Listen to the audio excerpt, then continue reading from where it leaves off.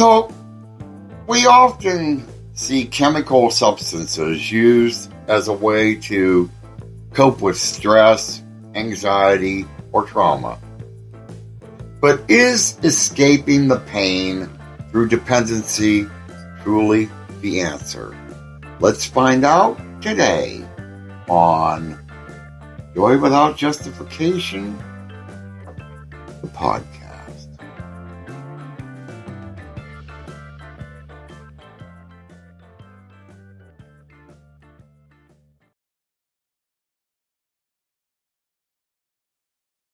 Hi there, everyone, and welcome back to Joy Without Justification. We are your one-stop spot for finding peace, presence, and purpose. No explanation is needed. I think I screw those words up every time that we do this. They go in a different form every direction. That's okay. I am your host, Denny. And I'm Dan. Today's topic is a tough one, but it's very important. Chemical dependency and its limitations as a solution to deeper issues.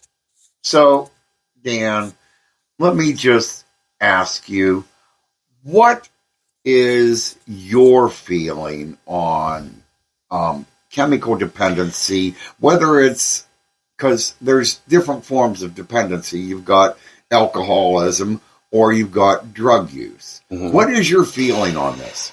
Well, I think people do it mainly because they're trying to numb something that they're trying to deal with. I am a recovering alcoholic. I had crippling anxiety from my youth, and I got into drinking, and it was that one day when I was at a meeting and it was kind of rough, and we had some drinks at the bar, and it's like, oh, okay, I feel relaxed. It just like a light went off in my head. If I drink, all these problems are kind of not here for a while. Yeah. And it hits your brain, it works on your GABA receptors and just kind of causes that euphoric feeling, and that feels nice.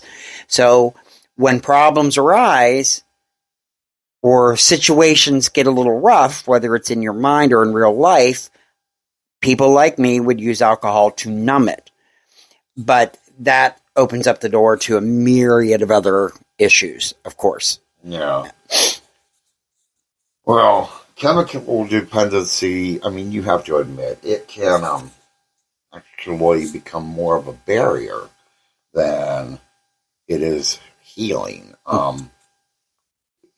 It prevents us from facing our challenges head on, and it's more into developing unhealthy coping mechanisms when you're using it. Well, sure. And that's, I think, the main problem is because we don't learn how to sit with our pain and discomfort in a healthy way. Yeah. So that's the big crux of it is, you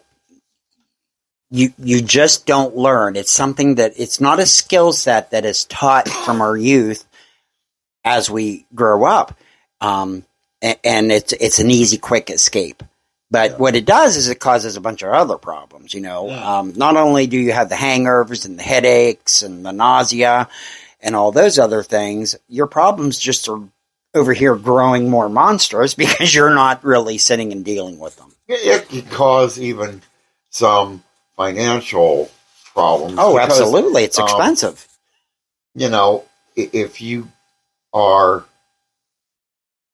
let's just admit, the word that everybody uses, whether you're drunk or high, looped, so bad to the point you don't even know if you're walking straight. Well, you end up falling into things and breaking things. You do. So financially, that can even... But I think the real danger becomes, just like with anything else. So you start drinking in the quiet at home, and then you may start having a little nip in the morning. You may have a little nip after, if something went wrong in your day, and you say, oh, I'm not going to get drunk. I'm just going to take the edge off. And those are things that do happen and can happen. And of course, your coordination and everything's off. You could be in a wreck. You could hurt somebody else. Yeah, it is very problematic. So then, what are some alternative solutions instead of using these chemical dependencies? Well, right straight out, and you have to want this for yourself. You have to be able to say, I'm done with the substitutes. I'm going to heal myself. But the biggest thing you have to do is you have to learn how to deal with your problems in real time. 99.99% of your problems are all upstairs in your head, because we are holding on or clinging to a trauma in the past, or we are anxious about something in the future. But you need to learn to sit with your sadness, your anxiety, your guilt, whatever.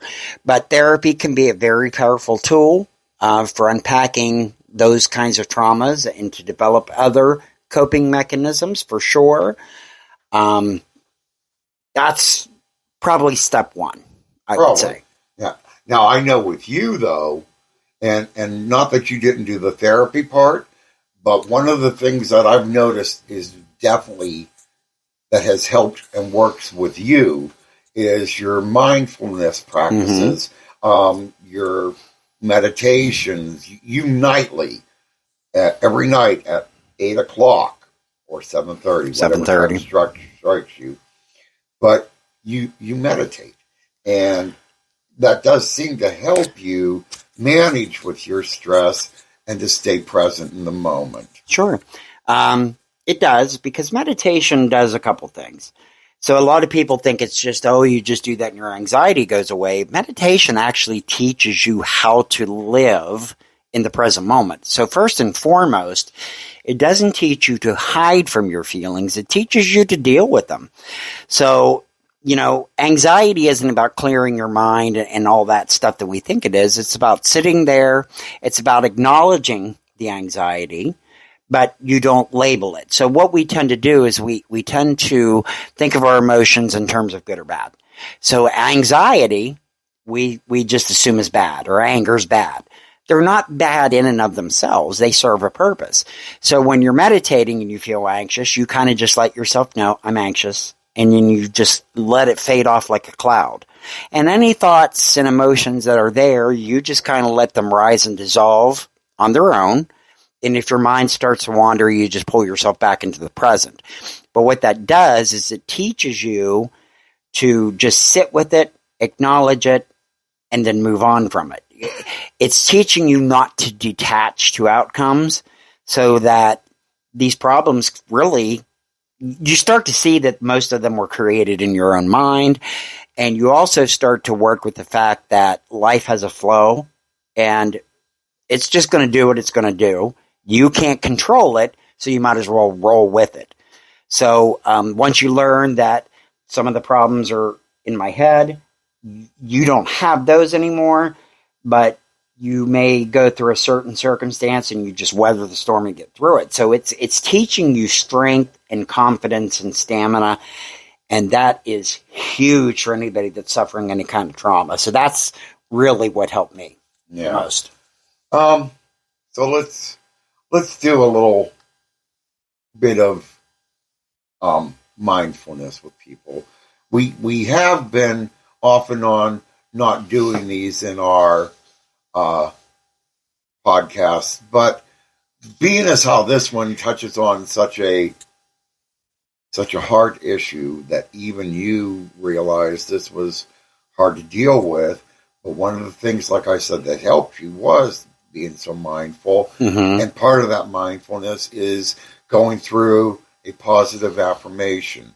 So we're going to do one of those right now. Yeah. So everyone just repeat after me.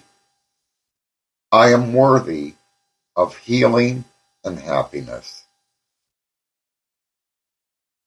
I choose to face my challenges with courage and embrace healthy solutions. I am worthy of healing and happiness. I choose to face my challenges with courage and embrace healthy solutions.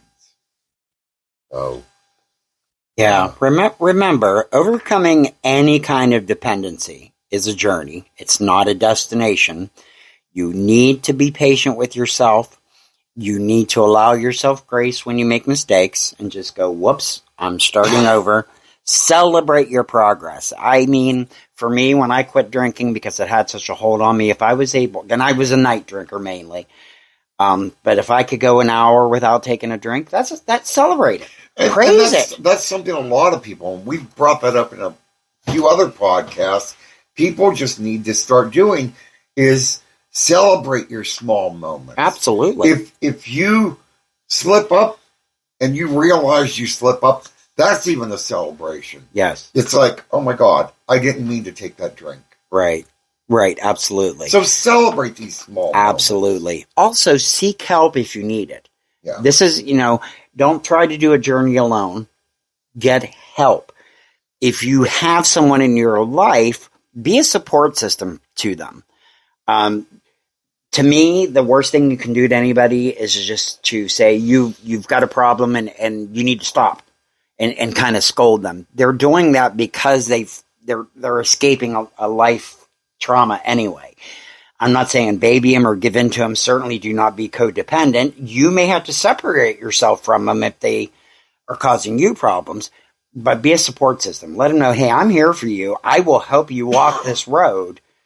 But you got to take this step, and you got to want to do it. And we're not any sort of therapist or anything like that. Like he said, please seek help with a professional. Absolutely. If you need it. If you do, though, are seriously wanting to change and get away from these dependencies, I mean, you can please feel free to email us, and we will, send you links to people that are trained to help you with this. Yeah, and actually we're going to include some links in our description, of some places that may help you. If you got a church, if you got like any kind of community group in your area, reach out to them if you need to. It's good to have someone to help you be accountable. It's good to have someone check in on you. Because a lot of people drink too because they feel they got nobody, So please be that support system for somebody. And really, even if you're not a member of a church, there are a lot of churches that you can go to and talk to the preacher at and everything. Just somebody that is there and willing to listen to you. Yeah. But don't forget to subscribe to our podcast. We do appreciate you all, and I mean we're really getting along here. Yeah, we're two old gay guys that just have been through life ourselves. Like I said, we're not a therapist, but we want to share our journey. Hopefully, it can help encourage someone. And we'd just like you to hit a like, hit a subscribe, throw us in the algorithm. That's all we ask is just put us in the algorithm. If you maybe aren't the one going through this dependency issue, but somebody that is, be that support group for that person. Be that support and help them through this. And share our podcast with them. Like Dan said, we both have gone through life. We both have been there.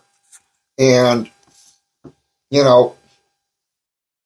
all know what it's like when you have an addiction. Absolutely. So, yes, share that with us. And you'll email us. We will send you up with links for help, as well as put one in the description. But tune in next time when we will be talking about being the change. Being the change. On that note, everyone, go out there, have a wonderful day, enjoy life, and we will see you in the next podcast. Peace out.